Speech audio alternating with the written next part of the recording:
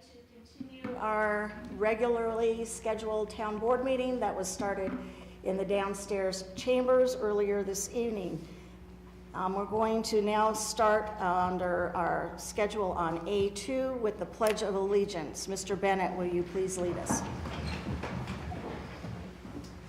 Pledge allegiance to the flag of the United States of America and to the republic for which it stands, one nation, under God, indivisible, with liberty and justice for all.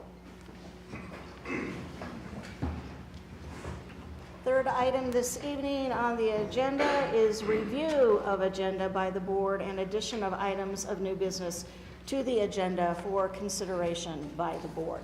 Madam Mayor, I move to approve the agenda presented tonight, also striking from our agenda item E, the executive session.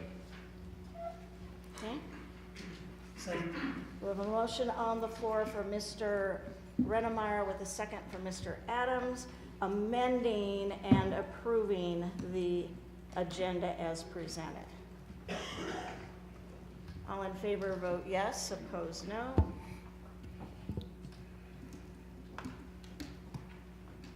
And the agenda is approved unanimously. Moving on to item 4, introduction of new employees to the board. Ms. Gorley.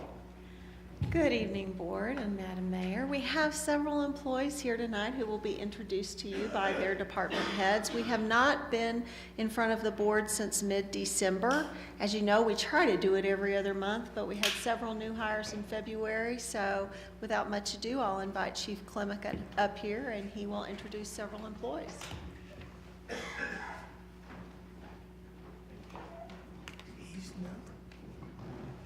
Madam Mayor and board members, tonight I'll try to be quick because there's a lot of people in the audience that want to go home.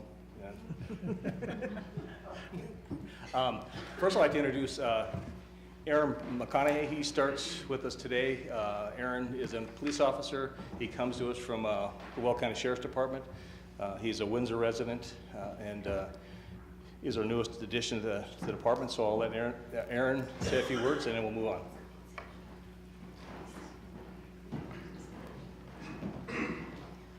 Hello, I'm Aaron McConaughey. I'm recently employed with the Windsor Police Department. Moved here in December, and I'll be very excited to begin working here. I have a family here, my parents live here, and also my sister has a coffee shop here as well. So close ties, close knit to the community here, and I can't wait to get started working. Welcome aboard. Welcome, Aaron. Thank you. Amanda Griffins was going to join us tonight, but she is involved with a police function right now and will not be able to join us, so we'll have her another night. Next, I'd like to bring up, she's not on the agenda, but I want to bring her up because it's very important to the success of our CSO program, Community Service Officers, Natalie Carrillo. Natalie was one of our code enforcement officers for a long time, and she's been very instrumental in this progression forward in our CSO program, and we couldn't do it without her. Hi. I've met some of you. I remember most of you. I'm Natalie. I actually started as a community service officer in February of 2012. So I've been here for about 6 years now, and then I've recently moved over to the community service officer. So really looking forward to starting that program and working with the chief, and it's a new adventure.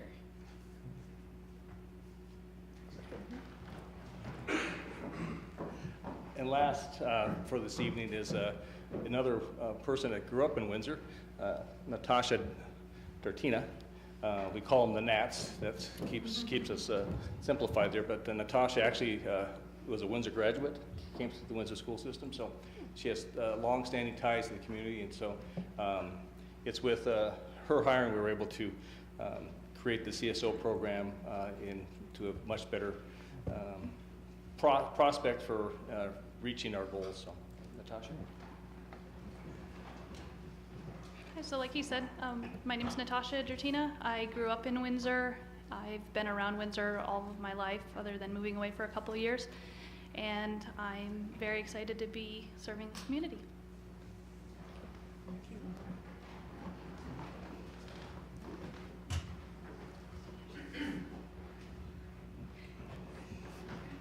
Good evening. I am here to introduce this evening Ms. Corinne Millington as our new IT manager. Corinne grew up in Michigan in the Upper Peninsula, went to undergrad school in Chicago, got her master's degree here at CU in Denver, spent a lot of time traveling the world following her Navy officer husband. So he recently retired. They moved back here to Windsor. She's been here since December. She lives here in Windsor with her 2 children that attend Windsor Middle School. So if Corinne could come up and say a few words. Welcome, Corinne. Hi, I'm Corinne. I'm happy to be here. We've been living in Windsor since 2014 when my husband retired. We actually met here 20 years ago, and I moved away with him into the military and had a lot of fun times moving around, but we're so happy to be back. And I love this town, and I'm so happy to be working here with all of you. So thank you. Thank you. For this opportunity.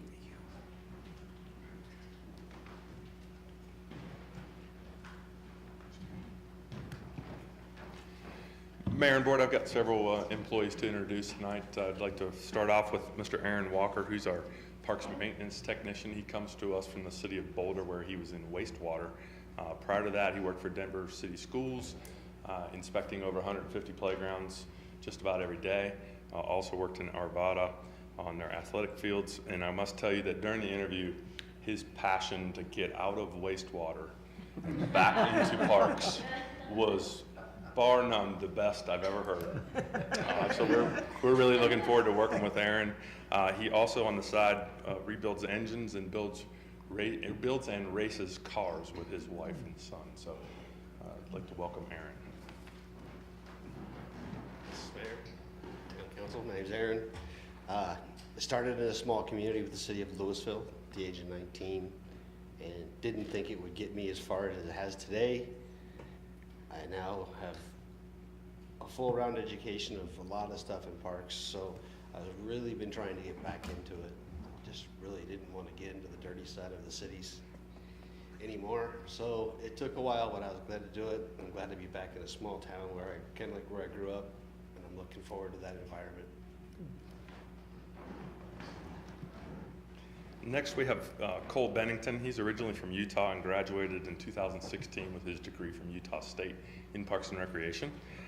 He got married shortly thereafter in the same year, and the reason he's now in Colorado is his wife is at CSU pursuing her master's degree. So she drug him here. We're looking forward to having him work as our park maintenance operator and providing all the skills and education that he's been studying for, and I believe he was in Broomfield prior? Brighton, I'm sorry. So with that, Cole. Yeah, so don't know what to say that hasn't been said. Just live in Fort Collins, and that's much better than driving all the way to Brighton every day, so glad to be here in Windsor and looking forward to that. Next is Mr. Bob Worthen. He is our new Parks Operations Manager. Bob brings about 32 years of experience in park design, development, maintenance. He was the former parks manager in the city of Missoula, Montana for about 6 years, and prior to that in California and then in Arizona. I can tell you where he came from, he was overseeing 68 parks. Just completed Fort Missoula Regional Park, which was a $38 million project with 9 soccer fields, all kinds of sports fields, dog park. Bob brings a wealth of experience. I can tell you that his hire for me professionally was one of the most difficult ones I had to go through. I had 2 fabulous candidates, and now that I've had the opportunity to work with him for 2 weeks, I don't know what in the heck I was thinking. Easy decision. I've just turned him loose, and I can tell you staff across the board in our department is just enjoying working with him every day, and I look forward to his leadership and guidance as we go through the challenge of growing and maintaining our park system that we have here in Windsor. So with that, I'll turn it over to Bob. It was supposed to be $20, right? Not just a bit. Thank you so much for having me. There's a lot of opportunity here, and I look forward to the challenges that Windsor presents. I have family here as well. It's given, well, I have part family here. My wife is still residing in Missoula. She'll stay there until May, and then she'll come out, and hopefully the house will sell. But I do have 6 months to rescind my offer. So anyway, thank you so much for having me. I'm looking forward to working with you all. Last is Matthew Lee, we call him, and he likes to be known as Tiki. Tiki went to Windsor and graduated from here, played soccer for 2 years at Western Nebraska Community College, and then ultimately got his bachelor's in Parks and Recreation from Northern Colorado. He has worked for us since 2011, off and on as seasonal and part-time. He has stuck with it and grown his knowledge of Parks and Recreation, and recently was hired as our recreation coordinator in athletics. So look forward to working with Tiki over the years, and appreciate him being on board. Well, first off, I'd just like to say thanks for the opportunity. Like he said, I'm pretty persistent and like to get the job done right and in the right fashion. Family grew up here my whole time. I've lived here all my life. I don't know if you know the Lindblad name, but it's been around for quite a while. Both my grandma and my aunt taught in the Windsor School District, and then, like I said, just my family has been here forever. So glad to meet you all, and thank you. Welcome, man. And you have to live up to your Uncle Sparky. Sparky? Yes. Sparky and Tiki. Sparky Lee. Yes, sir. Anybody else?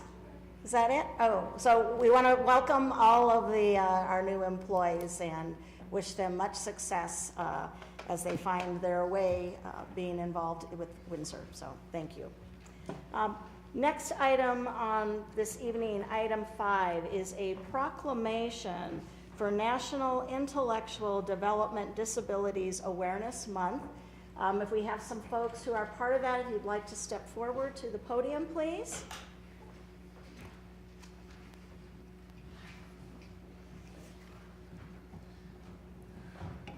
I'm going to read the proclamation, and then I'll give you an opportunity to say something, okay? Whereas there is a growing population of children and adults with intellectual and developmental disabilities who reside in Windsor, Colorado. And whereas historically, people with intellectual developmental disabilities were institutionalized and or segregated from their families and communities. And whereas in 1987, President Ronald Reagan officially declared March to be Developmental Disabilities Awareness Month. The theme of National Intellectual Developmental Disabilities Awareness Month was decreed that Americans are becoming increasingly aware that such disabilities need not keep individuals from realizing their full potential in school, at work, or at home, as members of their families and of their communities. And whereas the Arc of Weld County proudly supports the National Intellectual Developmental Disabilities Awareness Month. Now therefore I, Mayor Christy Melendez, by virtue of the authority vested in me as mayor of the town of Windsor, Colorado, do hereby proclaim the month of March 2018 as Intellectual Disabilities Awareness Month in Windsor, Colorado, and urge all citizens to support programs that serve people with intellectual developmental disabilities, and to ensure that all people with disabilities are treated with the dignity and respect that they so desire and deserve. Thank you. Would you like to say something? Yeah, my name is Vincent Scott, and I am father of Jack Scott here, who is a student at Windsor Middle School, and I also serve on the board of directors for the Arc of Weld County. And the Arc of Weld County is an organization that preserves and protects the rights of IDD children and adults, like Jack. Yes. And so we really appreciate you taking the time for this proclamation. And we wanted to let you know that there's a couple of events, because this is March's IDD Awareness Month. There's going to be an open house on March 20th for the Arc of Weld County. And then also on March 28th, we are going to be holding a film festival at the Crest Theater in Greeley. And we would like to invite all the board members and families to come. Both of the events are free. And Jack has got some invitations that look very nice, and he'd like to give them to you. I'm going to come down and get them from him so I can also shake his hand. Okay.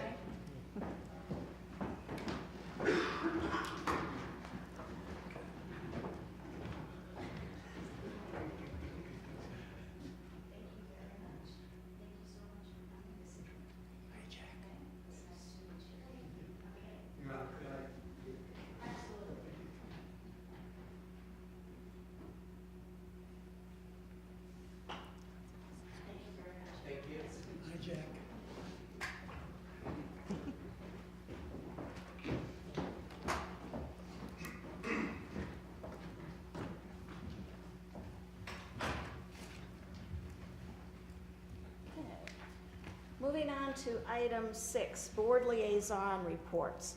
Town Board Member Sharman, Water and Sewer Board, Clearview Library Board. The Library Board has not met since my last report, and the Water and Sewer Board will be holding a special meeting next Wednesday, the 21st at 6:30 in the morning. Okay. Town Board Member Bennett, Planning Commission, Windsor Housing Authority. Housing Authority meets next Tuesday afternoon. Planning met last Wednesday. They went through the site plan that's on our agenda tonight for Burger King, and they also conducted the public hearing that's on our agenda tonight for the Ridge at Harmony Road. Okay. Town Board Member Rennemeyer, Historic Preservation Commission and Great Western Trail Authority and Chamber of Commerce. I have no update from the Historic Preservation Commission, as we don't meet until next month because we're on a quarterly meeting schedule right now. The Great Western Trail Authority met 2 weeks ago. I was unable to attend. I guess it was a little over a week ago, first Thursday of the month. And the Chamber of Commerce actually canceled our board meeting for this Wednesday due to lack of attendance due to spring break week. So I really don't have a report on any of the three at this time. So. Okay. Town Board Member Adams, Tree Board and Poudre River Trail Corridor Board. Well, we've already talked about a lot of things happening with Tree Board around Arbor Day, and so I don't have anything to add to that. And I just want to say that they always meet on the fourth Tuesday of the month at 5 o'clock. And I have no further news about the Poudre River Trail Board. I'll get them pretty soon. But anyway, I have no further report. And they meet the first Thursday of the month at 6:30 in the morning. No, I'm just kidding. It's really 7:30. Seems like 6:30 for me. Okay. I have Downtown Development Authority and North Front Range MPO. I have nothing to report this evening on the Downtown Development Authority. I reported on that previously, and we have not had another meeting since. North Front Range MPO, we did meet on March 1st, and so I have a couple of items from there. Mainly what I want to report to tonight is a report from the Colorado Department of Public Health and Environment. We had a report from the Air Pollution Control Division, who reported that the state's effort to reduce greenhouse gas emissions, among those efforts include revising the Colorado Climate Plan to refine the state's strategies for mitigating and adapting to the effects of climate change. They also have a goal of 940,000 electric vehicles in the state by 2030. And per Governor Hickenlooper's July 2017 executive order on supporting clean energy transition, they have a goal of reducing carbon dioxide emissions from electricity sector 25% by 2025 and 35% by 2030. The division also briefed the commission and the forecast about the high ozone days and encouraged voluntary ozone reduction measures. Along with that, we heard, we did get a RAC report from the EPA Regional Administrator, Doug Benevento. He is newly appointed to Region 8 as of October 2017. Under the Trump's administration perspective, he is here to empower the state and regions, and the reason why I want to read this to you is he is creating priorities to empower the state specifically. He is trying to focus on a more outcome-based process that allows states to take the authority, including deadline dates for cleanup sites, striving to change air planning procedures to move documents forward more quickly, and work on issues for minor clerical state implementation plan updates. And he's working on initiatives to remove lead from drinking water within the next 10 years. Part of those programs, and one of the things that was also presented in RAC that I'd like to see us perhaps take part of, is there's a program called Holding Down Mow Down Pollution, which is the goal for 2018 to replace 750 mowers. Don't know if we've been in touch with that, but there's a local government grant program currently in place that allows municipalities to replace their equipment with electrical equipment. So Ms. Garcia, I can get some information to you, so perhaps Windsor can do an outreach and see about perhaps participating and receiving a grant or two for some of those mowers to be changed out. Also, we granted a request from Eaton to expedite their 5th Street and Union Pacific Railroad grade crossing improvement project. For those of you who haven't heard, there was an unfortunate accident once again at that crossing, and while that crossing has been in the planning stage to have improvements made, it has been held up due to some red tape. So the MPO sent a letter encouraging and hoping and strongly encouraged folks to expedite that process and plan as much as possible. So that concludes my report to date on the MPO side. Moving on to item 7 is public invited to be heard. This is for individuals who are wishing to participate in a non-agenda item. We didn't have anybody who signed up, but it appears that we do have somebody who would like to speak this evening. So if you would state your name and address for the record, and then we will give you 3 minutes and your opportunity to speak. Perfect. Well, my name is Alex Highland, and my address is 37770 Jazz, J-A-Z Road, Windsor, Colorado, 80550. It's great to see you all again. As you know, my name is Alex Highland, and I'm Miss Rodeo Colorado 2018. And the reason I came tonight is I wanted to publicly thank you all for reimbursing me for the expenses of my fundraiser that I had this February at the Windsor Recreation Center. It was a great evening, and everything ran very smoothly, and it was a very successful event. And I'm very grateful to the recreational staff, rec center staff, Eric Lucas, Tara Foch, Bobby Warner, Mike Lucero, Ray, and Mark Maniconi, and their entire rec center staff. And I really do want to thank you all for helping make my year just that much better by reimbursing me for this fund. And please let me know from the town of Windsor what I can do to repay you for this, whether that be making a public appearance or anything that you may think that we would benefit from for having me there. So thank you very much. I appreciate it. Thank you. I think that our community is very fortunate to have such a young lady of your appeal and your enthusiasm to represent our community. Well, thank you very much. I appreciate you all. Oh, thank you very much. And best of luck. You have a whole year now where you'll be Yes. out on the trail, so to speak? Yes, ma'am. Okay. I will be traveling for the next, until December, I guess. Okay, well, continue to make us proud. Thank you very much. Thank you. Is there anybody else in the audience this evening who wanted to address a non-agenda item? Seeing none, we will move on to item B, our consent calendar. We have 5 items this evening under the consent calendar. Madam Mayor, I would move to approve the consent calendar as presented. Second. Motion on the floor from Ms. Shireman and a second from Mr. Bennett, approving the consent calendar as presented.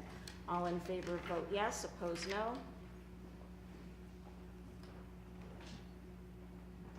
And the consent calendar is approved unanimously. Moving on to item C, board action. Our first item this evening is a site plan presentation, River Valley Crossing Subdivision, first filing, Lot 4, Burger King Restaurant, Joe Lucas of Lucas Family LP, the owner applicant, Rick Hatman of Hatman Associates, the applicant's representative. Staff presentation by Ms. Berry. Yes, thank you. So this is a qualified commercial site plan for a Burger King planned in River Valley Crossing. It's reviewed under Article 9 of Chapter 17 of the Municipal Code. The site is located about approximately the corner of 16th Street and Main Street, again in River Valley Crossing subdivision. The site is zoned general commercial and is surrounded by other general commercial zoned property. The site's a little over an acre. The plan is for a 3,400 square foot building located toward the Main Street side of the parcel. There's adequate parking, 25 are required and there's 41 provided. The site is landscaped at 43% landscaping, including a landscape berm in the front here to help I guess screen is the best word, drive-through that does go around the front of the building, just similar to the Arby's that we saw a couple weeks ago. Let's see, here's a color rendering of it. Again, the building is toward the Main Street side of it. Here's the landscape berm area, the drive-throughs here, it comes around, and the parking. Here's some building elevations. It's a brick facade. There's 2 kinds of brick going on. This is a color rendering, and then this is a little more detailed. The color rendering doesn't have the hatches of the brick, but just to keep that in mind. It's a lighter tan on the top, and the wainscot is a darker tan. There is a siding material used, and it's like a cedar color. It's a little red, kind of a wood tone to it, and that's over here and in the front of the building, and then again at the drive-through. It's also got some metal accents in the awning and then canopy.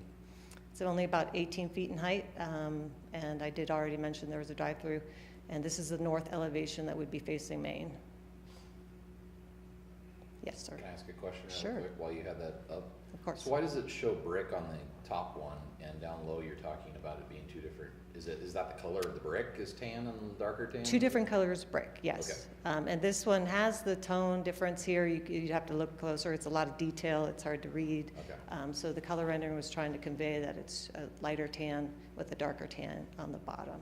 But they're both brick material. Thank you. Sure. This is the south elevation toward the parking lot. Again, it's the 2-tone brick, the siding, and then there's also the accent red around the top. There's the trash enclosure. It's also brick to match the structure. And then the east elevation is the elevation you'll see off of 16th Street. It's got a little more detail of the around the main entry of the red accent tiles. And then this is the west elevation, and that's going to be facing the other developments that are coming in down there. And there's also landscaping to help shield that spot. And then here's some of the example of the building colors. This came out a little bit tanner than the cedar. It's a little more red. It's a vintage woods cement fiber siding. The tiles is the Burger King red. And then again, the 2-tone of the tans and then the awning. And so this is for the board's information, but if you have any questions or comments or any direction for staff, that'd be great. The applicant is here if you would also, if there's anything I can't answer. Okay, Mr. Bennett? Overall, the design is very nice, the color scheme, the materials are very nice. I got a little concerned about the west elevation. This is our gateway into town, and as you look at that, it looks, from the rendering, it looks pretty bleak. Is there anything, I guess the question would be, how high is the landscaping, or is there anything that can be done to dress up that west elevation so that as people come into our town, it's got a nice feel, a nice look? Okay, the west elevation is about 40 feet long. There is expected to be a development, well, Christian Brothers is already there. Right. So that one will be somewhat blocking that facade. And then if you can see on the kind of the detail, or the colored rendering of the landscaping, there'll be quite a few trees in this area as well as against the building. And then, well, you wouldn't see the west facade so much from here, but this is a landscape berm. It's only about 3 feet high, but it'll have some landscaping along here as well. Yeah, I saw extensive landscaping. What type of trees, or how high would those be, or? Well, there'll be Approximately. regular, I don't have my landscape list here. I can get that information for you, but these are shade trees here, and perhaps Mr. Hatman may know, I'm not sure, but they are shade trees, and then a lot of these are, this spinier kind is evergreen, and then these are evergreens. So there's a mix of evergreens and then shade trees. So I assume they'd get up to 20 feet tall over time. I just want to make sure that as we come into town, we've talked about this before, our gateways Yes. need to have the aesthetics that we want that match the neighborhood and so forth. How Sure. close is, what's the approximate distance between Christian Brothers and the west side of the building? Let's see. I'm assuming that you've looked at this and it's close enough to Christian Brothers and there'd be sufficient landscaping that a solid wall is not going to be a.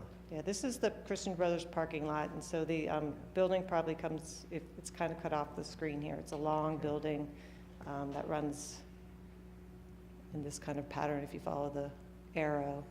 And then from there, I'd say this is about 40 feet, I just said, so that's probably 80 feet. So that's probably 80, 120 feet, 150 feet from Christian Brothers. Overall, I think the building looks very nice. I just had a little concern about that. Okay. Okay. Any other questions? The north side, that's the side where the drive-up's going to be? True. Is there an entranceway on the north side as well, or what is that? These are just windows over here. The entrance, Just the main windows? entrance is on the south, and then also on the east elevation, which is, you see part of the entryway from the north elevation. Okay, so there's no entranceway on the north side, they're That on is the correct. east end. Okay. Great. There are no further questions? Thank you for the presentation. Sure. Moving on then to item 2, an ordinance number 2018-1557. An ordinance of the Town Board of the Town of Windsor, Colorado, approving the service plan for Ptarmigan West Metropolitan Districts number 1 through 3, and authorizing the execution of an intergovernmental agreement between the town and the districts. This is second reading. It will require a supermajority vote and legislative action. Mr. McCarver. Thank you, Madam Mayor. Before you tonight is the same ordinance that you took up on first reading a couple weeks ago. The ordinance is unchanged. The organization of the districts does require approval on second reading. 5 votes is required, so that means unanimity tonight. The applicant is not here, nor is Ms. Steffel, because I think her message to you the last time was pretty clear that this service plan so closely matches the model service plan that she strongly recommended its approval, and I join her in that recommendation. Are there any questions for Mr. McCarver? Okay. Seeing none, is there a motion? Madam Mayor, I move to approve ordinance number 2018-1557. Second. Motion on the floor from Mr. Rennemeyer and a second from Mr. Bennett approving ordinance 2018-1557. All in favor vote yes, opposed no. Excuse me, Madam Mayor, pause for just a second. Oh. We need Do to you give take an public opportunity comment? for public comment Yeah. if there is any. I don't, is there anybody who wanted to make public comment on this ordinance this evening before we finalize our vote? Okay. Seeing none, we do have motions on the floor. And vote yes if you're in agreement, vote no if you're opposed. And it does pass with the super majority vote required of 5 votes. Thank you. Item 3 is a public hearing for final major subdivision plat, The Ridge at Harmony Road, second filing. Jeff Mark, the Landis Company, the applicant, quasi-judicial with staff presentation from Mr. Hornbeck. Do I have a motion to open the public hearing? Madam Mayor, I move that we open the public hearing. Second? Motion on the floor from Mr. Adams and a second from Ms. Sharman to open public hearing. All in favor vote yes, opposed no. And public hearing is open. Mr. Hornbeck.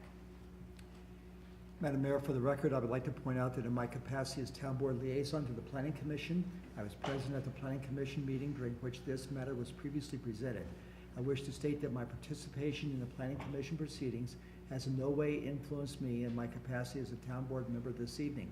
I will make my decision and cast my vote this evening based solely on the evidence presented during this public hearing. Very well. Mr. Hornbeck. Mayor, Town Board, this final major subdivision has been reviewed in accordance with Article 4, Chapter 17 of the Municipal Code. The site is located north of Harmony Road between County Road 13 and County Road 15. Property is zoned RMU, residential mixed use. The subject plat encompasses approximately 283 acres.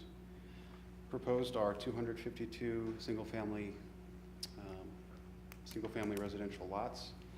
There's an average lot size of approximately 7,500 square feet. There's a town park site which will be dedicated with this plat of approximately 3.4 acres, as well as a RE4 school district site of approximately 10 acres. There are about 16 acres of public right-of-way dedication. There are 4 future development tracts totaling approximately 164 acres and a 10-acre tract for possible future oil and gas development. Off-site improvements do include the improvements to Harmony Road that will be consistent with the improvements to the to the west that were done by the town of Tinmouth recently. There was a neighborhood meeting held in April of last year. A summary of that meeting is enclosed in the packet materials. The proposal is in conformance with the comprehensive plan, notably Chapter 5B, the Growth Framework Plan goal. The application is also consistent with the strategic plan, particularly the safe, well-planned community with spirit and pride. Notifications for this public hearing as well as the neighborhood meeting were done in accordance with the municipal code, provided to property owners within 300 feet. At their March 7th, 2018 meeting, the Planning Commission forwarded to Town Board a recommendation of approval, subject to the following conditions. Number 1, applicant shall enter into a development agreement with the town prior to recording of the subdivision plat. And number 2, all outstanding staff comments on the subdivision plat, improvement drawings, and related documents shall be addressed prior to recording of the subdivision plat. Staff requests the following be entered into the record: the application and supplemental materials, staff memo and supporting documents, all testimony received during the public hearing, as well as the recommendation. I do want to note the applicant and representative are present, should there be any questions for them, and that's all I have. Okay. Are there any questions for Mr. Hornbeck or for the applicant? Ms. Sharma? Can you go back to the slide that had the map on it? Can you show us on that where those proposed sites are? You mentioned a future park site, a future school site, future development, as well as potential oil and gas. Can you just kind of lay out where all those are at? Sure, so this is Harmony Road on South, County Road 13. The park site will be up here. So the existing phase of the Ridge at Harmony Road is this northern part. So park site here, the school site in this location. Tract N will be the third filing, which is under review now. This tract here is possible future oil and gas development, and these other sites are for other future development. Thank you. Any additional questions, Mr. Beck? Could you please show us the section of Harmony Road that's going to be expanded to 4 lanes? I believe they are doing the entire mile section associated with their frontage. Okay. It might be phased with the second and third filings, but they're planning for That's the plan. Okay. What's the improvements to what County Road 13? 13, it's mostly been improved from the previous development. They're adding a turn lane for access. And do you know if there's any plans for traffic lights or anything in the future? Yes, the town of Timnath is working on a light at 13. At 13th They're and in the Harmony? planning stages I think now. you said that, I just didn't hear it. Okay. All right, thank you. Okay. Any additional questions for Mr. Hornbeck or for the applicant? In the packet, there were questions from some of the homeowners at the neighborhood meeting. Have all of those been addressed in what you're proposing here, their concerns? I'm not sure off the top of my head all those comments, were there particular ones you had questions on?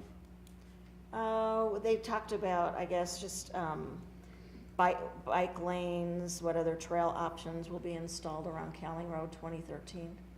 I mean, Yeah. County Road 13, I'm sorry, not 2013. So there's a trail proposed along the length of Harmony Road, as well as a few different internal connections that provide access kind of to the school and park site. So there is a good network of trails proposed. Okay. Okay. If there are no further questions from the board, then I will open it up to the public. Is there anybody in the audience this evening who wish to address the board on this agenda item? Okay. Seeing none, Mr. McCarter, we have everything we need to date for the record. It appears so, as long as the applicant doesn't wish to make any further record tonight. Okay. The applicant, would you like to come forward? Good evening, thanks Paul. I'm Jeff Mark with the Land House Company. I reside at 519 Prospect Drive in Castle Rock. To clarify, thanks for the thorough presentation again, Paul. Our first filing was to the north, which was about 420 lots, residential lots. Again, all RMU, 6,000 square feet minimum. All of County Road 13 prior to that subdivision and the development of such was chip sealed. And so there's an IGA between Timnath and Town of Windsor for County Road 13. So from this point going north, we've already paved that to the equivalent of a lane or 2.5 lanes, one lane going each way and a suicidal lane. And then with filing 2 in front of you this evening, we will be removing that chip seal and paving everything from Harmony Road to the north to where we, effectively started the paving going all the way to County Road 76. The improvements along Harmony will be responsible for doing our extension or widening along our frontage, and then we're going to be partnering with the town, and we're in conjunction with each other, staff and our engineers are putting together construction plans to do the full 4-lane build out from 13 all the way to Duncroft here. And then the remainder of Harmony Road, you'll see the same similar widening improvements with filing 3. That'll come probably next year, 2019. But we fully plan to have all of these Harmony Road improvements completed here this summer. And then I'd also mention Harmony Ridge Parkway through this section, Duncroft coming south. All of that was platted in our first filing, so that right-of-way exists today, but it's not fully built. So all of this will be paved as well. These two parcels are commercial parcels. The total's about 5 acres. As far as our original approvals, we have to do a minimum of 10 acres, so we'll plat another 5 acres on the easterly side of Duncroft. And then this is approximately 15 acres as far as this square, and that will be a future multifamily site. We're hoping to bring some apartments in, but we have not planned out exactly what that might be. It could be a combination of apartments, townhouses, but it'll be more than likely some form of multifamily. So with that, I'm just here to answer any questions. Thank you. Mr. Reiner? Mr. Hornback mentioned that square that's right there was for future oil and gas. Is there oil and gas there now, or what's that look like in development? Or Yeah, this one here is designated. We have a surface use agreement with Anadarko, and that relates to basically this northerly quarter section as well as the quarter section that is otherwise known as Alexander Estates and Roth subdivisions. So Anadarko owns all the minerals in those two quarter sections. And as a result, since we didn't give them an oil and gas site in our first filing, to the north up here, it was required of us by state statute and otherwise that we worked with them to give them this 10-acre site. So what would they intend to do on that parcel right there? I presume they would do horizontal wells. But as of today, they have not, to my knowledge, they have no plans to drill today. Mr. Adams? Jeff, seemed like when I was reading it, I read 290 some units, and did you just say 400 some? To the north, we've already developed 420. This subdivision in front of you this evening is 252 single-family units. Okay, well, I said 290, I meant 252, but, okay, well, I misunderstood you then, I'm sorry. And where are you at in filing one? Are you sold out?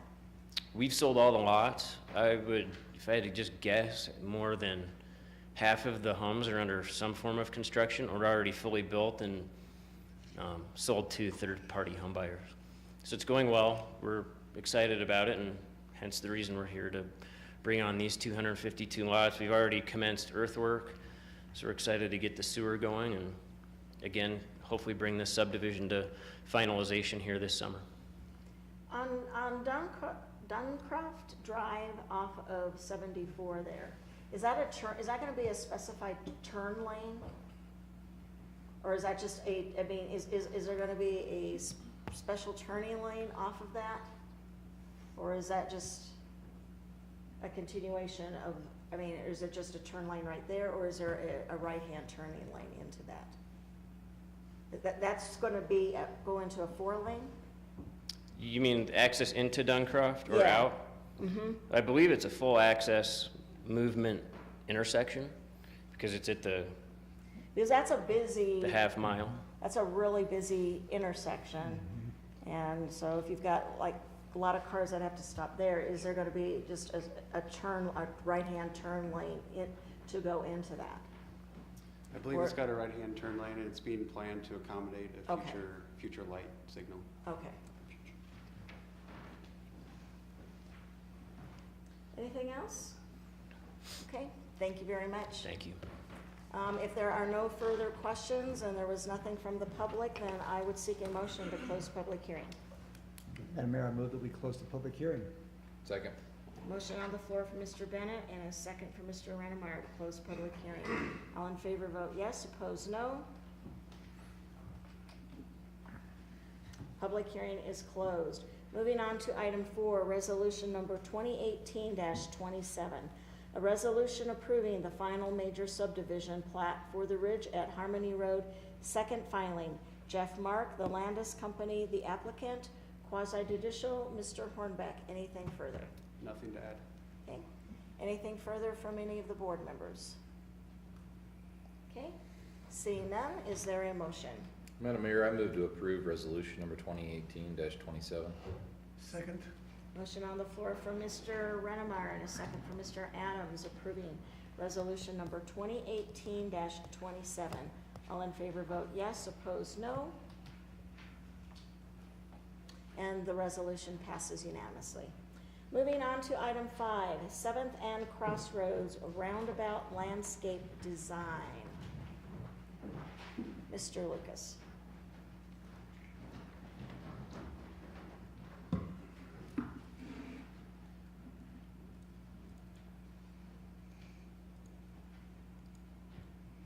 Thank you, Mayor and Board.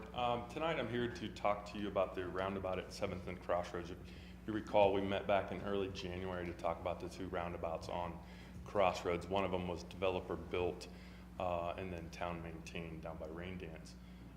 And you approved that landscaping design. We also talked about the town owned roundabout that is at 7th and Crossroads at the top of the hill. This was the rendering that we shared with you that night. The direction I received from the board at that time was to try to do some value engineering and see what price we could come up with on that project. So tonight I'm before you to kind of give you the 3 options that are there and hopefully gain your direction for staff so that we can get the project underway. So this is, the picture on the right is the 7th and Eastman roundabout, which is what is in place now right beside Eastman Park. We budgeted for the 7th and Crossroads roundabout to look just like this one. And so in the CIP budget for this year that you approved is $70,000. I would call this low end of the spectrum in regards to aesthetics. You can see 2 to 3 trees, 20 to 30 grasses, 10 to 20 shrubs, a lot of rock in irrigation, kind of plain Jane look. The roundabout that we shared with you in early January, this was the one that the developer had designed conceptually for you to look at. This one cost $106,000. As you can see, a lot more trees, a lot of grasses, nearly 1,000 shrubs and flowers, includes boulders, also has lighting for uplighting of the trees and electrical stub in for future sculpture if we were to ever go with public art in our roundabouts. I should mention the one at 7th and Eastman does not have those features. This one I would put on the total opposite end of the spectrum, high aesthetics. So with that direction that we got in January, staff did some value engineering, and basically, as you saw in your packet, reduced the number of trees, reduced the number of shrubs and flowers significantly, still includes the boulders, still includes lighting and electrical for future use if we were to want to put that in there. That cost is around $85,000. So with that being said, I'm before you tonight to kind of gain some direction, answer any questions you might have. Just as a reminder, we budgeted $70,000. So if you were to choose option 2 or option 3, those differences in increase would need to be made up in the capital project budget. Any questions for Mr. Lucas? Where would we make up the funding? I see we have Mr. Moyer here. Is he going to tell us what we would? We've got money in the capital budget. We meet monthly, and just off the top of my head, the last meeting, I think there's potential savings in a variety of other projects that we may have that have already been bid that come in low. If you were to choose something like the option number 2, which I would say staff is recommending, option 3 is a significant amount more, and from my staff's feedback is a lot of additional work with flowers and bushes and those kind of things. So I think making up, not to speak for Dean, but making up $15,000 in our capital budget is not really a big deal. I see him shaking his head. He concurs. Okay. And the maintenance time on option 2 is not? To be quite honest, the at the end of this year we'll be at 6 roundabouts. We didn't do a great job last year in tracking our time in Cartograph. I have made sure that will occur this year. We're probably talking about 3 hours a month at this point. Most of it will be early in the year and late in the year, and then in the middle it'll be trash cleanup, because obviously roundabouts pick up trash that's along the roadside and blow in there. So I'm going to assume 2 to 3 hours of staff time. That's assuming there's no irrigation problems or no one does any damage to to the site. And this one mirrors or somewhat mimics the one farther to the west of what they're planning somewhat in Rain Dance. Correct. somewhat. It is very similar. The option 2 is just less plants. Right. But it's very similar. Yeah. I mean, I would be in favor of moving ahead with option 2. I think option 3 is a little too extravagant on the expenditure side, and option 1, well, we did budget for that, I think lacks somewhat on the appeal range and the attraction side. So my favor would be to move on in the vote of option 2. Can you go back to the option 2 slide? Okay, so that does still include the lighting and electrical Correct. for future. Really, the potential. only reduction, as you saw in the, I gave you an Excel file that showed you the staff's value engineered and then the cost estimate that was provided by the consultant. It really is just the trees and the shrubs and the flowers is where we reduced. We left the lighting, we left the electrical stub in. I do anticipate, down the road, I could see roundabouts being a great place for sculptures and public art and those kind of things. And if we were to go that route in the future, we would need lighting. So it's cheaper to put that infrastructure in now than it would be to bore it in and do it later. I'm good with option 2. As well. I would go along with option 2. I like option 3, but I understand the cost, but and the maintenance, so 2 would be sufficient, I think. Mr. Renmer? I concur, option 2. Okay, looks like you have it, option 2 unanimous. Thank you. So I imagine you'll be bringing that back before us. Item 6 then, resolution number 2018-28.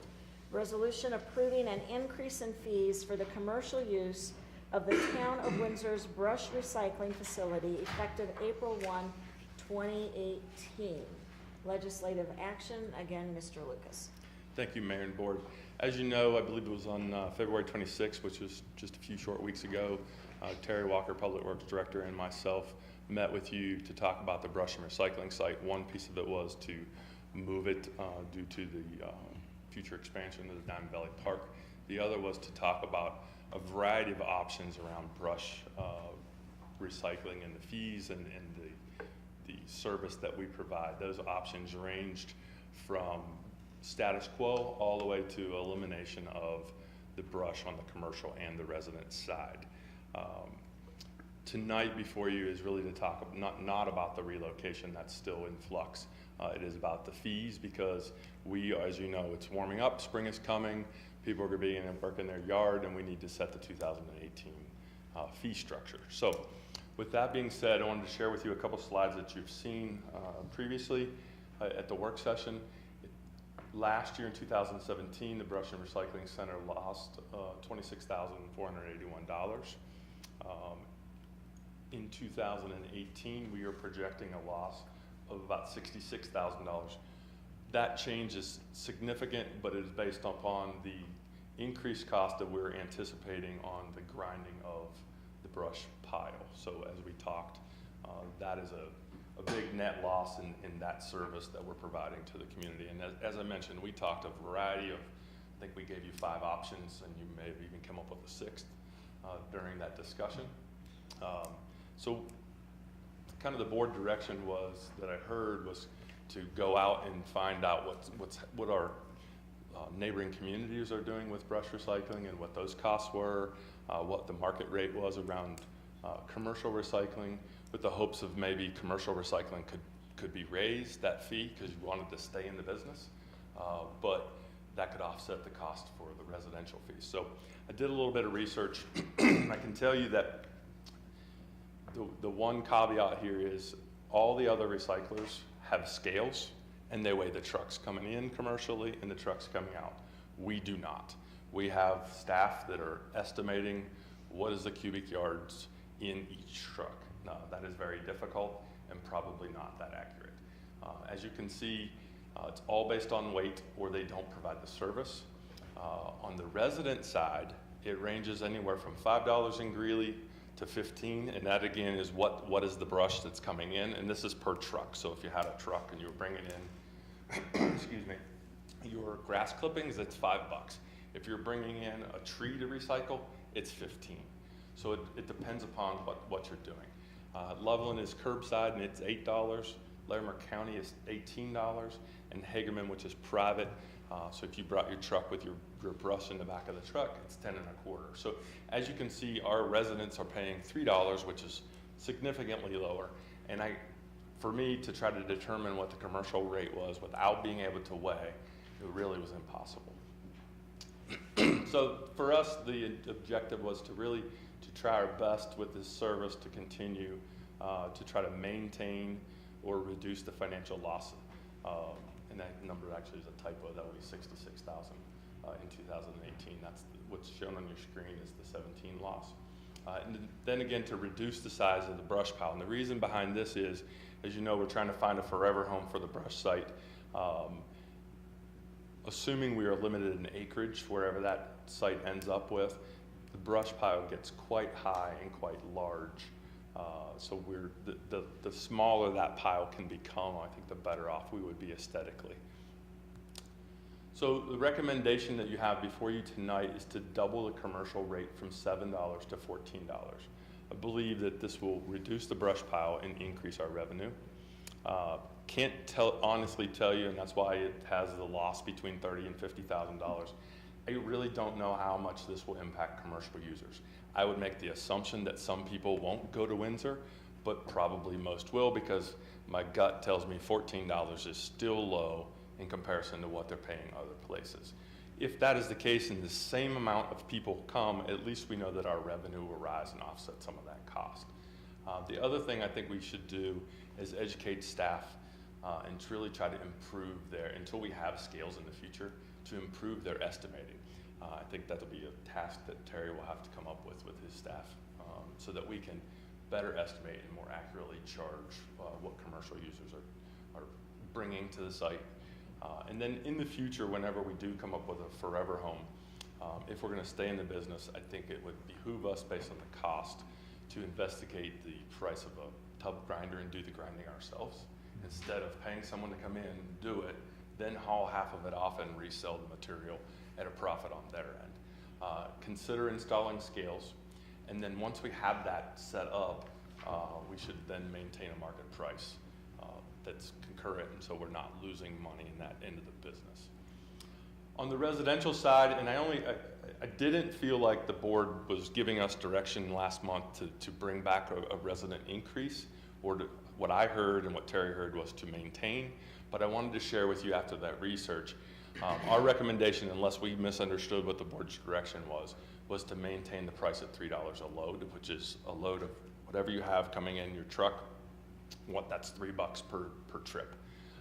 If you wanted an increase, I would recommend, just based upon the research of what other communities are charging their residents, I would recommend that we at least go to $6. The example on the right is one of the options that we shared with you, which was back in February. If we doubled the rates on the commercial side, which was what I was recommending, as well as doubled them on the residential side, which is what we would go from 3 to 6, we are estimating if we had the same amount of brush, same amount of trips coming in 2018, we would be at a loss of about $24,000. So again, it's a service that we provide. It's a fabulous service. Even if we double the rates on both ends, people still don't have to travel. They're here in Windsor, and it can be a net loss, which is really staffing costs. It's not that grinding expense. So with that, I stand by to answer any questions and look for board direction. And if you just want to do the commercial, then the commercial rate doubling, then we would be looking for approval of the resolution that's before you. Okay. Well, I'm gonna let my board members know that I have concerns over the resolution as it is presented, and I would not support it in its current configurance for these reasons. One, I'm afraid that if all we're doing is doubling commercial, and if we would happen to see less commercial participants, we're going to be back to square one anyway. And even if we do, it looks like that we are going to have a loss. And based on the numbers from several of the other communities, I would rather support a resolution that supported doubling of fees, and then I'm afraid we're gonna be back here again in a very short order because Eric's gonna be saying, yikes, we're still losing money, or we're losing more money than we even anticipated. So my recommendation would be to double not only the commercial, but the residential from $3 to $6, which I still think is, as we saw in our packet, it is still the lowest rate in the area. And that's what I would be in support of. I think it's still very reasonable. It allows for our citizens to have a local service like this, which I think behooves them, and it's still at a very affordable price range. Ms. Sharman.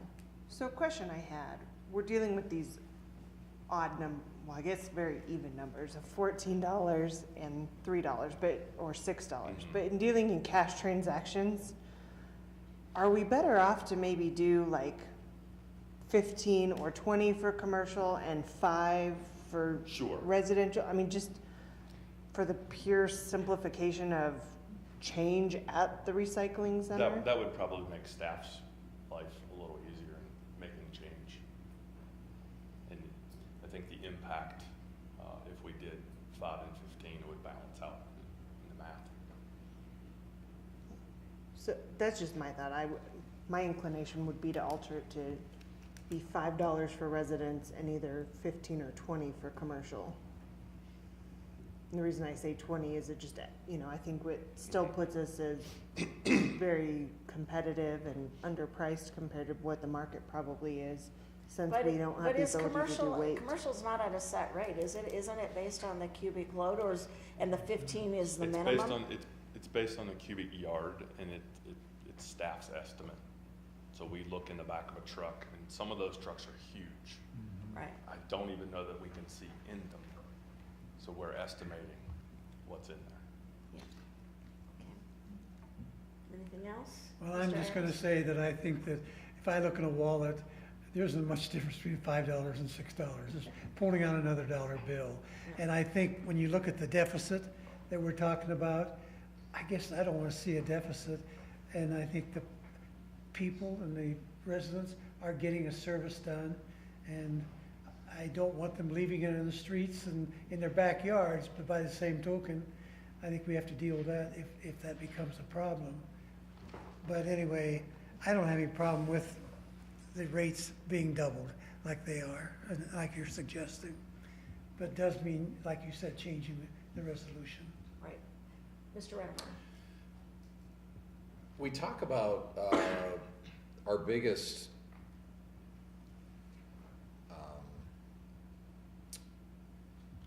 user of the facility is commercial, most likely.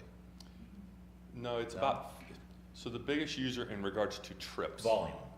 Just cars and trucks through the door, so No, to I speak. mean volume in the pile. It is about 50-50.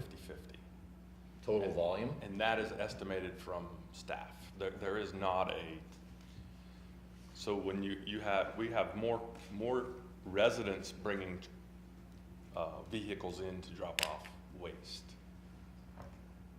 They're measured by the trip, or pay by the trip. The commercial pays by the yard. So we're not comparing apples to apples. So what we did was ask staff, if you had to estimate on that size of that pile, how much of it comes from commercial versus residential, they believe it's 50-50. Well, I beg to differ, I guess, because if there's vehicles or transportation of recyclables that are coming in where we can't even see into the inside of the compartment, I'm thinking, how many pickup loads does somebody residentially have to come in to equal that kind of volume that a commercial entity would be contributing? My thought is, and this goes back to our work session on this, I may have differing opinions on the board, but I still don't understand why we're providing the commercial service. I don't disagree with raising the residential price, but I still don't understand why we're entertaining the commercial purpose of this facility. Well, Paul, may I ask, what would they do with their brush and the commercial people? Because they're going to have it, and what are they going to do if we Well, there's other facilities that take that. Well, and they would have to travel, and I guess I wonder, it's not our responsibility as a town to take care of not only the commercial, but the homeowners. And that's part of my consideration in that is I don't understand why the town is providing commercial for-profit entities a place where to take their recyclables. If it's still leading to a loss. Well, but I in the thought community. what we're doing is we're gonna charge them our costs, so we're not losing, at least on that end, was my understanding. We're gonna charge them what it costs us to handle commercial if we're gonna keep commercial. That's our goal, and until we have scales, I wouldn't call it scientifically Right. perfect. Well, I look at, we've talked about the size of land requirement in order to have a recycling facility where we could put that, to move it, et cetera. And I just think if it was a residential use only facility, it's gonna reduce how often Hagman's gotta come out to do their service, what our cost is. I saw tonight that in our bills that we approved, we had a Hagman charge for $60,000 in there. Right. I don't know if that's for a year. That was last year's bill, so we expect that bill to nearly double in 18.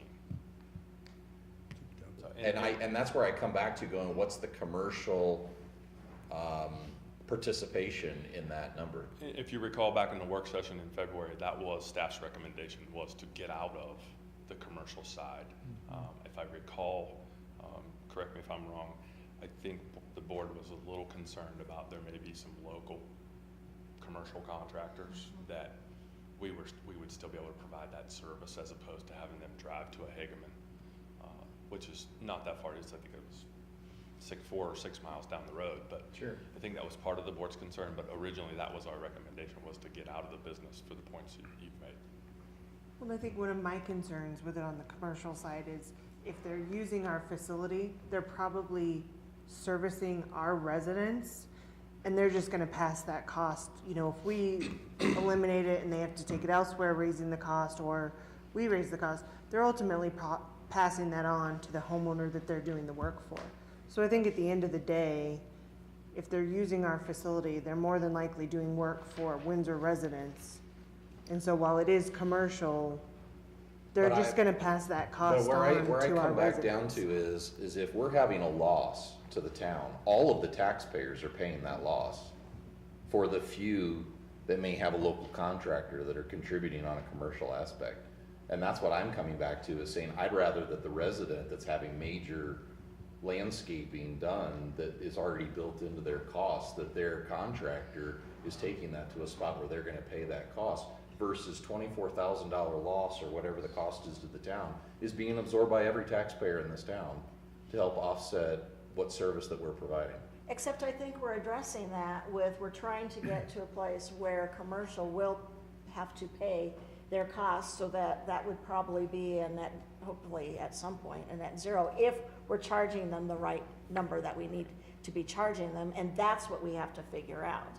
So maybe we need to do more than double on the commercial side.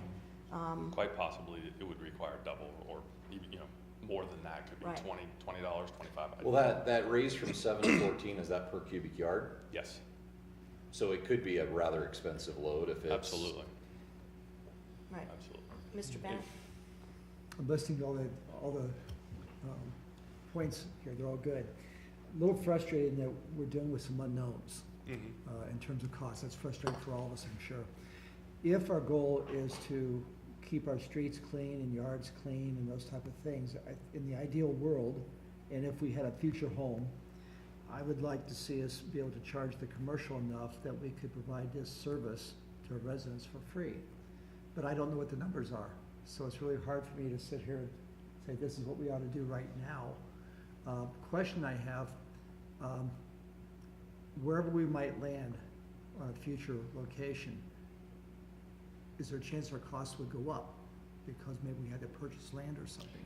I definitely think from what staff is learning, we probably are looking at purchase of land somewhere. Purchase of So land, that, yeah. that cost goes up every day.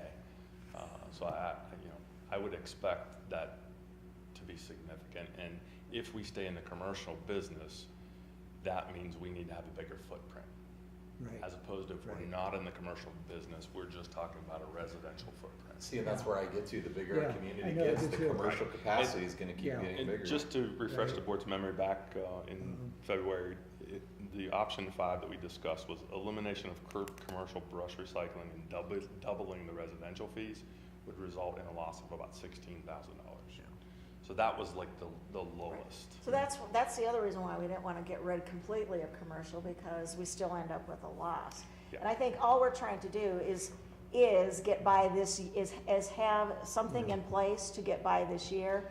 I think as we find the new or next location, I think this whole conversation about costs and what we're doing has to come up again. Yeah. But I think you need something in place by April 1st, which is why we have to come to terms with something this evening. And how would we go about, Mr. McCarter, if we wanted to revise the current item on the agenda this evening?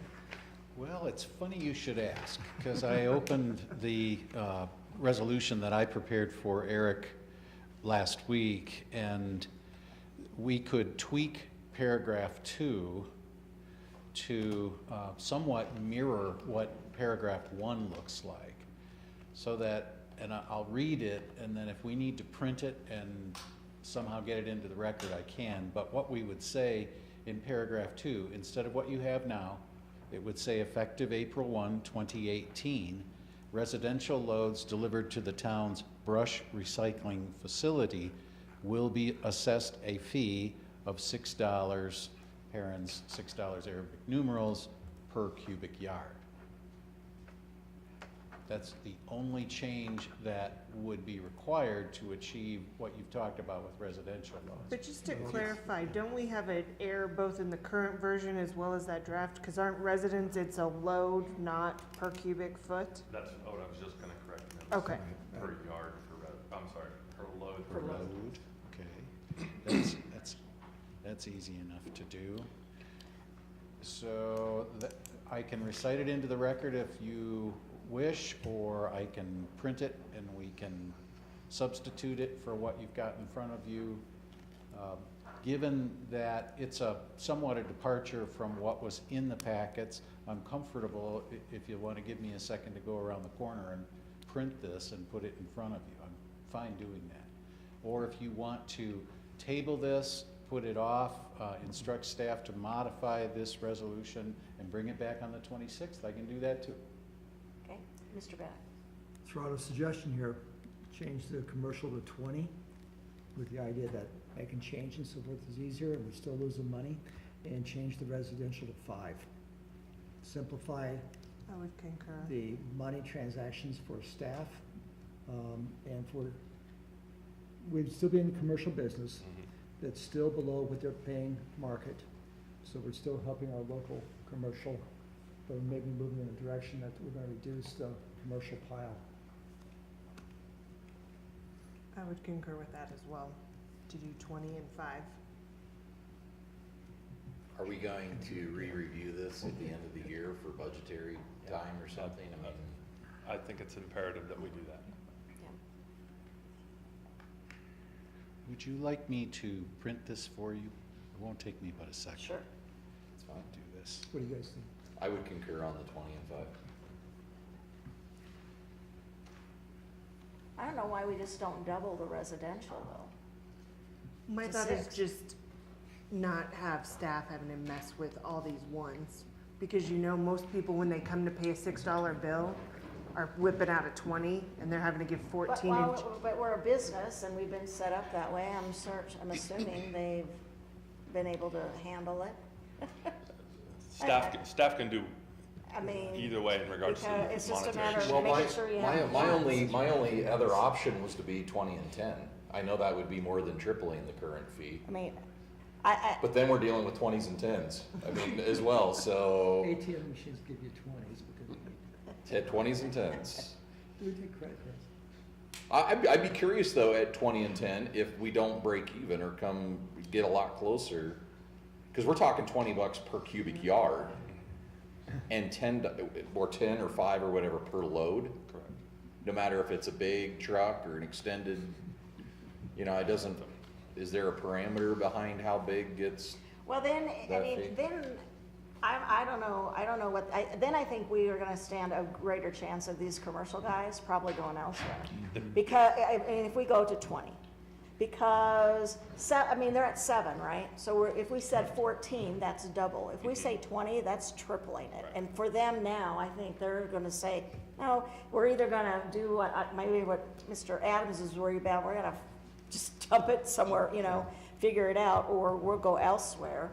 And then we'll be back to where we need more than the 5 from our residential, which was what my concern was, not raising residential anyway, because our commercial's gonna go elsewhere, and then we're gonna have just residential that we have to take care of.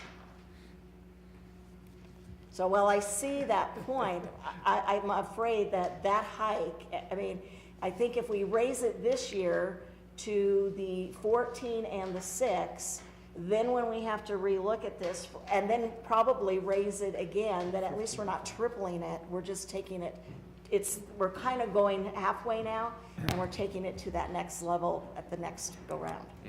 I agree with you in principle of just essentially doubling it to the 14 and 6. My thought was just simplifying it to be the 15 and 5. Right. 15 and 5. I think it's a negligible difference to not be worth arguing over. So, Mr. McCarter, do you have something for us? Or does he have to go reprint it again? I fear I printed prematurely. Okay.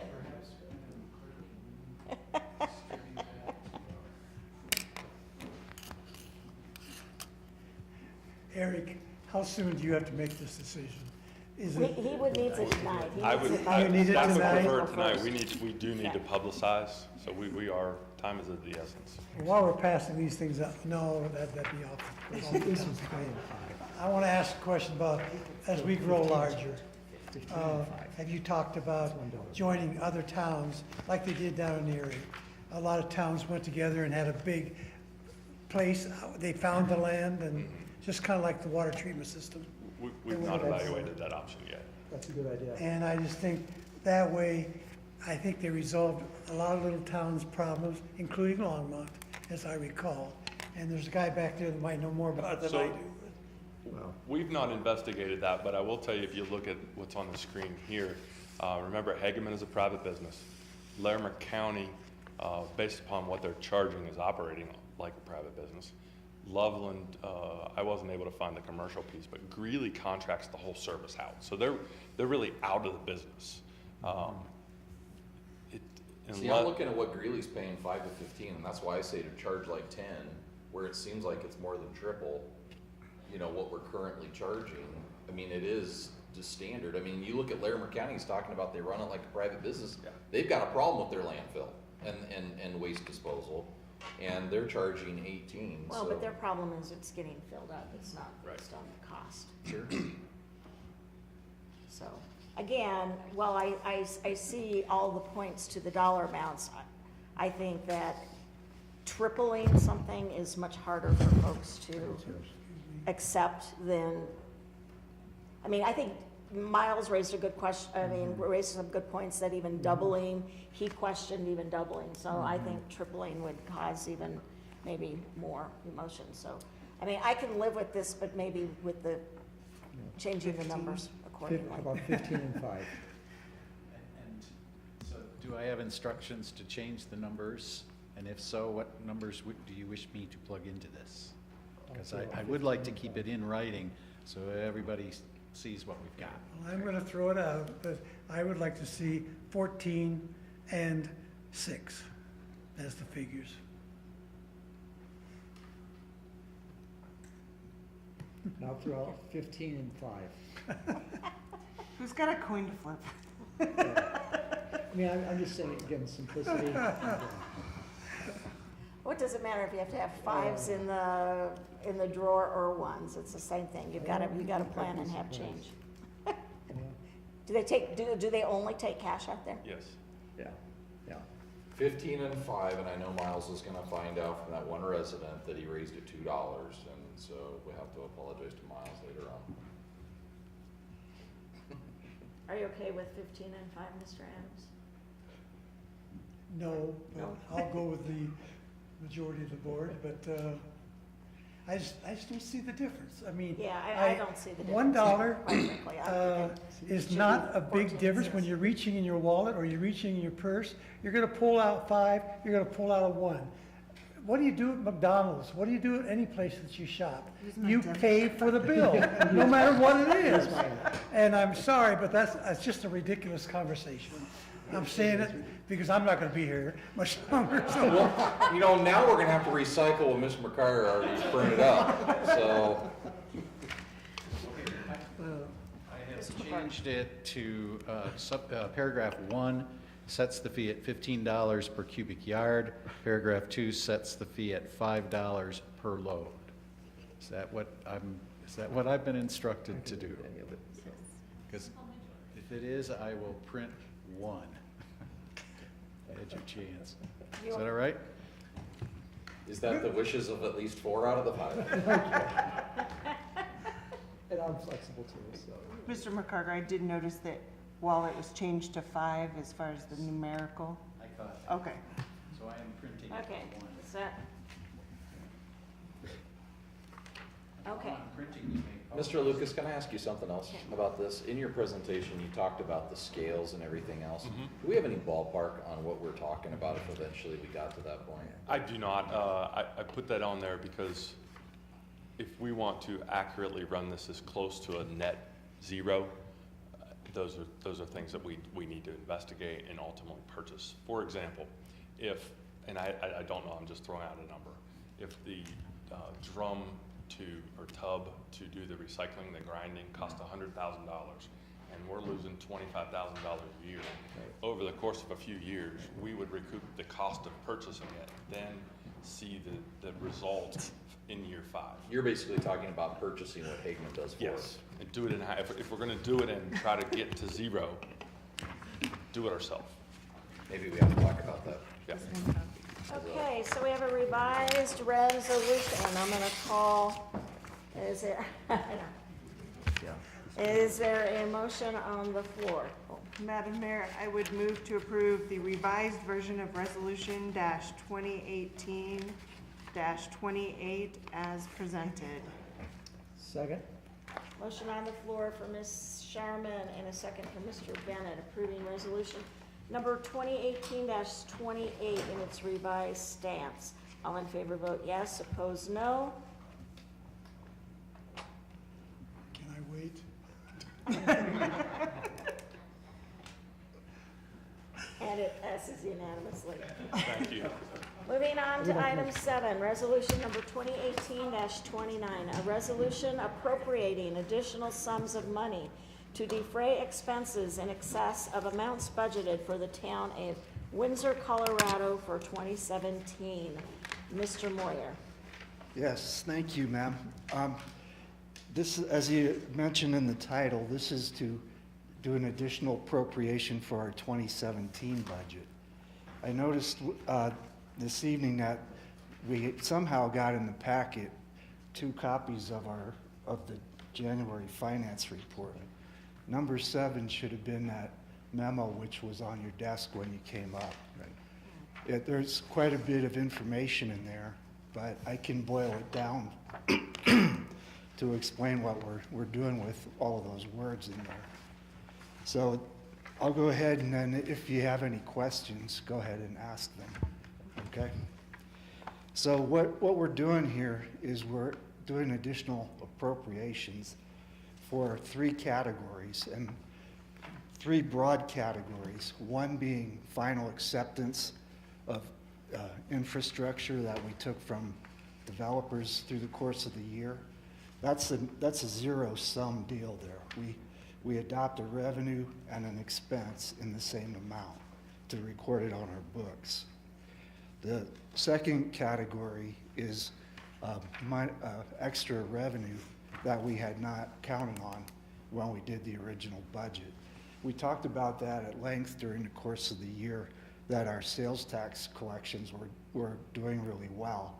So by this motion, we're adding that to our budget to stay in budget law and also make our auditors happy. The The final one is extra work that we decided to do during the year where we wrote checks for that. Some of the bigger examples this year, we bought some non-potable water with a split between the Park Improvement Fund and the Water Fund. We did some extra work with savings that we had at the rec center from the original budget. And we also did economic development in enticements that we had not had in the original budget. A couple other smaller ones as well in our smaller operation categories in the general fund. So all that said and done, the total of all that in that resolution is we are appropriating 14.5 million more in revenue and 13.7 more in expenditures. So we are about 800,000 ahead as revenue over expenditures. So I apologize that the memo, I don't know how we didn't get the memo in the packet, but long story short, for the 4 pages that it is there, that's the Reader's Digest version that I just went over there. So that being said, I would answer any questions. Okay, are there any questions for Mr. Moyer? Okay. Apparently you gave them all the details they needed. Good enough. And we spent enough time arguing over a couple dollars. Okay. So is there a motion on the floor for this resolution? Madam Mayor, I move to approve resolution number 2018-29. Second. Motion on the floor from Mr. Redemeyer and a second from Mr. Adams, approving resolution number 2018-29. All in favor, vote yes. Opposed, no. And the resolution passes unanimously. Thank you. Moving on to our financial report for January 2018. Again, Mr. Moyer. Yes, this being the first one of the year, 8% is 8% of your budget is the benchmark on both sides of the ball for the first month of the year. As usual, sales tax started out strong for January. I mean, like really strong. And part of that was a one-time retail purchase that someone made out at Vestas. That return on its own was $260,000. I don't know who makes purchases like that. Maybe brush haulers, I don't know. But, it actually, that happened once a couple years ago, and in January as well, so I'm not sure. But whenever we get those, we make sure to double check that that is in fact correct, that we don't have to later send a check back to them for that. So that was a big start in the sales tax. Use tax was a little bit slower out of the gate, only at about 5.5% of the 8% monthly budget. I expect that will probably catch up here as the weather gets warmer and building permits start picking up. Property tax was slow in January, as it historically is. That'll pick up. We'll collect most of that by the end of July. So the expenditure side, we in the general fund operations and the internal service funds, we were just slightly ahead of the 8%. That's not uncommon this time of year either. We pay a lot of things in January that are one-time bills that cover the entire year, and they're generally pretty large. So that'll even out as the year goes on. Capital items, we've done a lot of planning for those projects, not so much paying the bills yet. So that will also catch up as the year goes on. The last thing I wanted to point out was on the back. The back page has our proposed 2019 budget calendar. There's 2 dates that affect the town board. August 20th is our CIP review, and October 13th is our scheduled annual budget retreat. So that being said, I'll answer any questions, And that is my report for January. Okay. Any questions for Mr. Moyer with regards to the financial report? Okay. Well, thank you for such a detailed and good report and showing that we're on good grounds again moving forward in 2018. Thank you. Moving on to item D, communications from our town attorney. Nothing from me, Madam Mayor, thank you. Communications from town staff. Ms. Hoadley? Anything further, Mr. Lucas? Mr. Balstead? Communications. Chief? No communications. Okay, Mr. Levinci? I do owe you a report that'll be out the next day or two in reference to our Monday conversation. Okay. Communications from acting town manager, Ms. Garcia. So the only thing I have is related to town clerk duties. The ballots did not get mailed out today. They will be mailed out tomorrow. The company that prints all of our ballots had a power outage over the weekend, so they are a day behind. So I will let the candidates know, but I wanted to let you know first. Thank you. Thank you. Communications from town board members. The only thing I want to remind everybody, it is the third Saturday, this coming Saturday, Coffee with the Mayor, 7:30 to 9 at the Safeway Starbucks. So I will see you there. Madam Mayor, I do have an item that I'd like to ask. Okay. Ms. Withrow with Columbine Commons emailed me today saying that a lot of the residents there at their facility at 1475 Main Street are concerned about the lack of a crosswalk across 392. She's asking if it is a CDOT thing, but if somebody could get back in touch with her about what can be done, or if something's been done, or if it's been studied, or if it's a CDOT, but it's in regards to a lot of residents worried maybe about the ability to be able to cross there without getting hurt. At what intersection? 392 and 15th, I think. Or Columbine. Going across. Probably across towards Walgreens, probably, yeah. Well, There's a crosswalk there. There's a well, yeah. Are they talking about There's a going- lightened crosswalk at 15th, so I think they're wanting to not have to go over half a block from there. She said, I was wondering if there's any way you could help me with extending the crosswalk across 392 by my building. I just met with a lot of my residents and they are very concerned someone's gonna get hurt. We almost had a resident get hit this last week because the light to cross is too short. Timing. Timing of the Okay. lights. Is that in an email? Yes, it is. Can you forward that to myself and You then bet. I'll follow up? Okay, and somebody will get back in touch with her then? Okay, Yes. thank you. You bet. Okay, anything else? If not, I would look for a motion to adjourn. Madam Mayor, I move to adjourn. Second? Motion on the floor for Mr. Renemeyer and a second for Ms. Sharman to adjourn. All in favor, vote yes. Opposed, no. And we are adjourned, only to now open and go into our scheduled current